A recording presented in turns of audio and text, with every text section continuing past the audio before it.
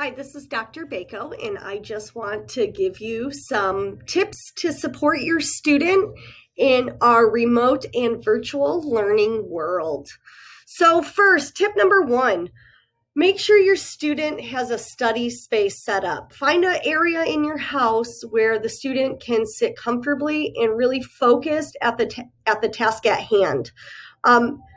Try to make it separate from like their bedroom or relaxation space. Ideally, you want to put them away from a TV screen or anything else that may distract them.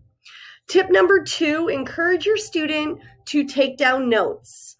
Sometimes these Zoom meetings go long, and your student can kind of zone out and stop paying attention. So it really is helpful if they, have a journal, have a notebook, and they take notes while they're in the Zoom, because that will help keep their mind engaged. Tip number three, it's really important to plan their day ahead of time.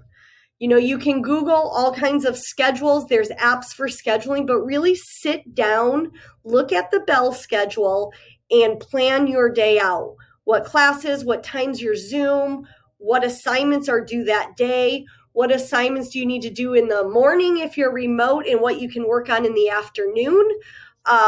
Vice versa for virtual, getting onto Edgenuity or Odysseyware in the morning, and then really engaging in your Zoom meetings in the afternoon. So it's really important to plan your day. Tip number four, I talked about in tip one a little bit, but tip number four, lessen the distractions for your student. It's really hard to be distracted sitting at home and learning, but it's really important for your student to think of it as being at school. It may help if they lock their phone away or put their phone in another room while they're engaged in class.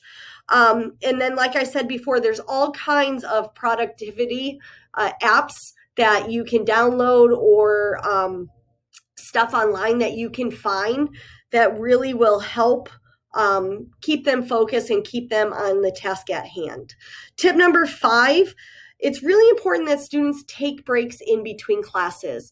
You can get, computer fatigue, screen fatigue by staring at the computer all day. So it's really important that in between your classes, you get up, you stretch, take a lap around the house, hug a pet, water a plant, get a snack, do something in between your classes to really get up and move. That way you can focus for your next class. Tip number six, change it up. Hopefully your teachers have a set schedule and you can plan your day. From tip three, you can plan your day, but sometimes we just have those bad days and we need to change it up, or, we're a little bit more tired one day. That's okay. We all have those days and it's okay to change it up. But what's important is that you communicate with your teachers if you need to change it up, okay? It's really important that we're kind to our mind. And if you need a break, take a break, going back to tip number five.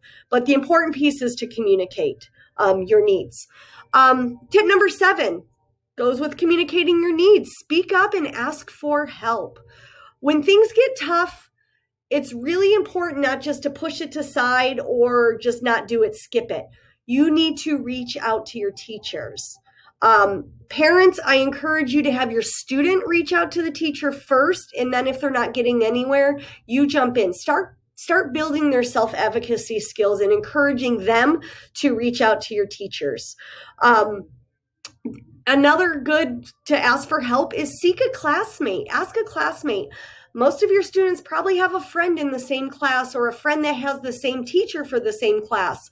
They can build those study groups together and they can ask for help with their peers instead of having to reach out to the teacher.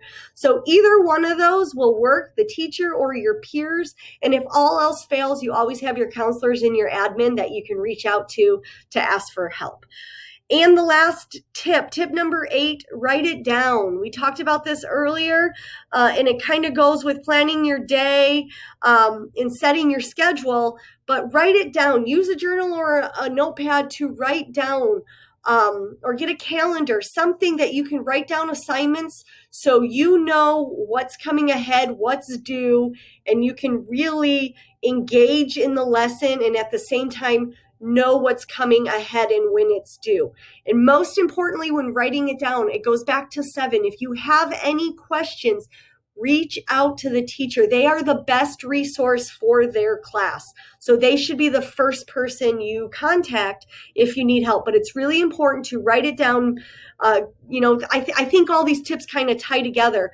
When you're planning out your day and you're writing it down, you know what's coming and you know what's due. And if you're a list checker like I am, I get some, it's satisfying to me when I can check something off my list that it is done. Listen, we know that learning at home, it can be difficult. It has been difficult for some, but with these tips, it is very achievable.